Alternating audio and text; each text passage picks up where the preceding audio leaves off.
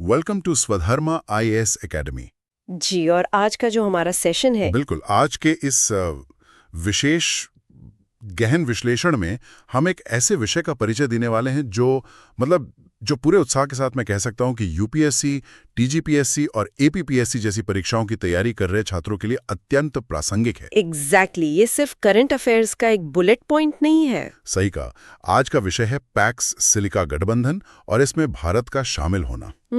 हमने आज की इस चर्चा के लिए जो स्रोत जुटाए हैं, जो काफी रिलायबल सोर्सेज हैं। हाँ, जैसे कि लेट्स क्रैक यूपीएससी, सीएससी, संस्कृति आईएएस, वाजीरामन रवि और स्टडी आईक्यू के लेक्चर्स और शोध सामग्री, इन सब को मिलाकर आज का हमारा जो मिशन है वो भू राजनीति में हो रहे एक बहुत बड़े बदलाव को डिकोड करना है। और वो बदलाव बहुत फंडामेंटल है। 20वीं सदी जहां तेल और स्टील की सदी थी, बिल्कुल वहीं अब 21वीं सदी पूरी तरह से एआई और कंप्यूट की सदी बन चुकी है। इस भू राजनैतिक शिफ्ट को समझना और परीक्षा के दृष्टिकोण से इसके हर पहलू का बारीकी से विश्लेषण करना ही आज का हमारा लक्ष्य है। तो चलिए इसे थोड़ा डिकोड करते हैं। पैक्स सिलिका आखिर है क्या? अगर हम शब्दों पर जाएं तो पैक्स एक लैटिन शब्द है जिसका अर्थ होता है शांति। हाँ, शांति, जैसे पैक्स रोमाना, और सिलिका यहाँ सिलिकॉन आधारित तकनीक का प्रतीक है। ये अमेरिका द्वारा दिसंबर 2025 में बनाया गया एक तकनीकी रणनीतिक या टेक्नो स्ट्रेटेजिक गठबंधन है। और यहाँ जो सबसे आकर्षक बात है वो है इसका कोर ऑब्जेक्टिव, मतलब इसका मुख्य लक्ष्य चीन पर जो दुनिया की निर्भरता है उसे खत्म करना है। सही बात है। विशेष रूप से अगर हम semiconductors, artificial intelligence, critical minerals, जिन्हें लेकर चीन का करीब 93% एकाधिकार है। 93%, ये बहुत बड़ा नंबर है जी। इन सब की और डेटा सेंटर के साथ साथ एडवांस्ड मैन्युफैक्चरिंग की सप्लाई चेन को सुरक्षित करना इस गठबंधन का असली मकसद है। और इसके सदस्य देशों की लिस्ट भी काफी सोच समझकर बनाई गई है। इसमें अमेरिका, जापान, दक्षिण Korea, Singapore, Netherlands, UK, Israel, UAE, Australia, Greece और कतर शामिल हैं। और कुछ अतिथि साझेदार भी है ना? हाँ, बिल्कुल।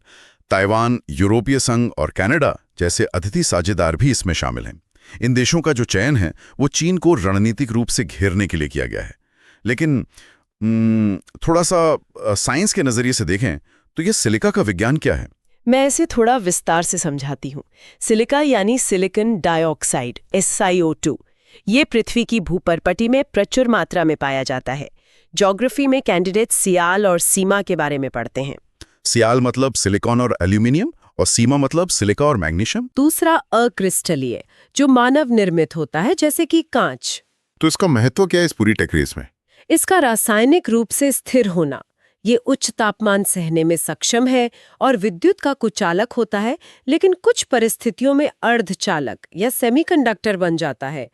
इन्हीं भौतिक और रासायनिक विशेषताओं के कारण ये सोलर पैनल, इलेक्ट्रॉनिक चिप्स और सेमीकंडक्टर निर्माण के लिए सबसे आदर्श पदार्थ है। अगर इसे हम सरल भाषा में छात्रों के लिए रखें तो हमारे फोन से लेकर फाइटर जेट्स जैसे कि हमारा तेजस है, इन सब का जो दिमाग है वो इसी सिलिका से बना है। बिल्कुल सही। लेकिन यहाँ बात बहुत दिलचस्प हो जाती है।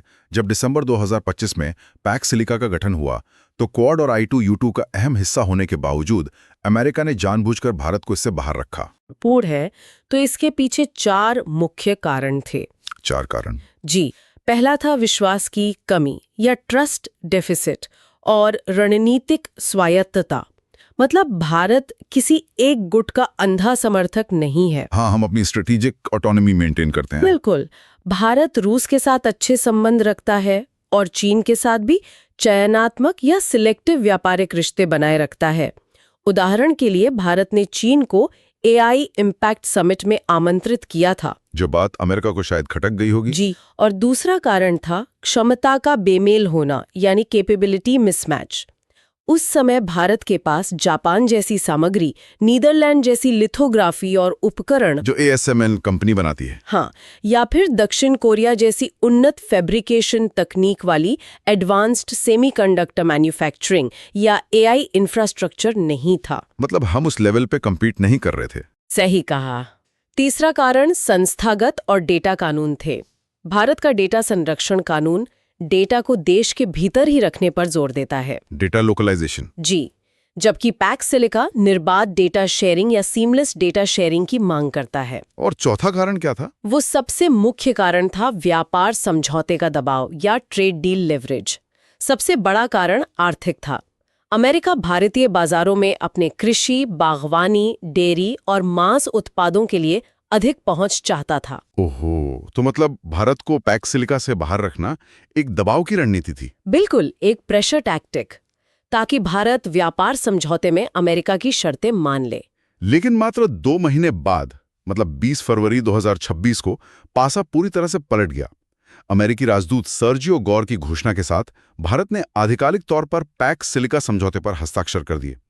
तो अमेरिका को झुकना क्यों पड़ा? अगर हम इसे व्यापक दृष्टिकोण से जोड़ें तो अमेरिका की कुछ मजबूरियां थीं।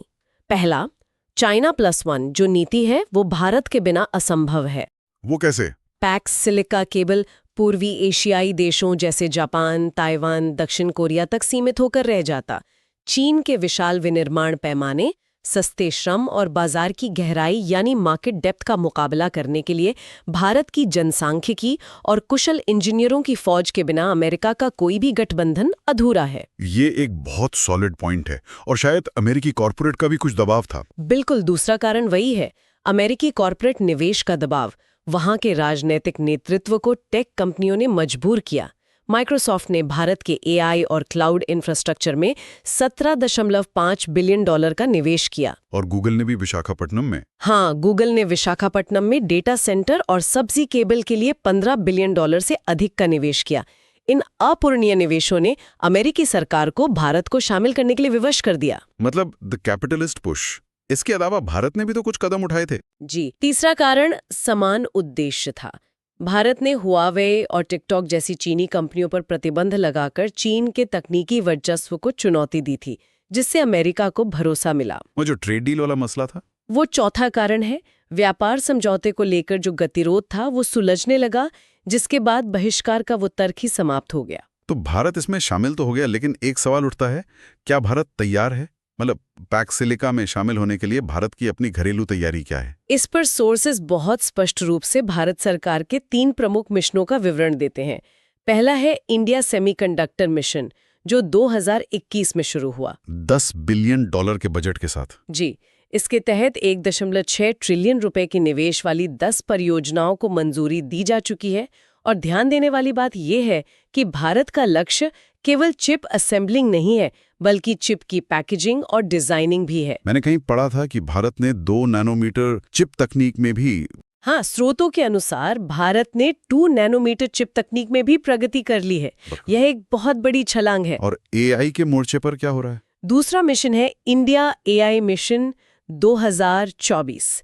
10,372 करोड़ रुपए के वित्तीय आवंटन के साथ भारत अपनी कंप्यूटिंग शक्ति बढ़ा रहा है। मतलब वो जीपीयू वाली जो बात थी। बिल्कुल, 34,333 से अधिक जीपीयू क्षमता का लक्ष्य रखा गया है। साथ ही भारतीय भाषाओं और डेटा पर आधारित स्वदेशी लार्ज लैंग्वेज मॉडल्स और एआई क्लाउड विकसित किए जा रहे हैं। और इन सबको रॉ मटेरियल कौन देगा? वही हमारा तीसरा मिशन है, राष्ट्रीय महत्वपूर्ण खनिज मिशन, नेशनल क्रिटिकल मिनरल्स मिशन। जी, खनन से लेकर प्रोसेसिंग और रिसाइकलिंग तक एक पूर्ण इकोसिस्टम बनाना। खनिज पार्क्स की स्थापना की जा रही है और काबिल के माध्यम से, काबिल यानी खनिज विदेश इंडिया लिमिटेड। सही, इसके माध्यम से विदेशों में खनिज संपत्तियों का अधिग्रहण किया जा रहा है। तो इस सब का असल मतलब क्या है? मतलब उम्मीदवारों को ये कैसे समझना चाहिए कि इस गठबंधन से भारत को रणनीतिक और आर्थिक रूप से क्या लाभ मिलेगा?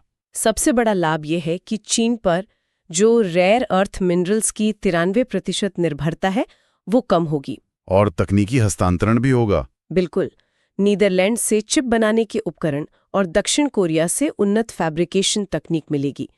भारत ग्लोबल वैल्यू चेन का एक अटूट हिस्सा बनेगा, जिससे डीप टेक सेक्टर में काफी रोजगार पैदा होंगे। जी, लेकिन यह एक बहुत ही महत्वपूर्ण सवाल खड़ा करता है। छात्रों को यहाँ थोड़ी क्रिटिकल थिंकिंग अप्लाई करनी होगी। चुनौतियों के बारे में? हाँ, भविष्य की चुनौतियां और दुविधाएं। पहली चुनौती रणनीतिक संतुलन की है। क्या अमेरिका के साथ जुड़ने से भारत अपनी गुटनिरपेक्ष विदेश नीति खो देगा? ये एक बहुत ही वैलिड कंसर्न है। और घरेलू उद्योगों का क्या? वहीं दूसरी चुनौती है घरेलू उद्योगों की सुरक्षा।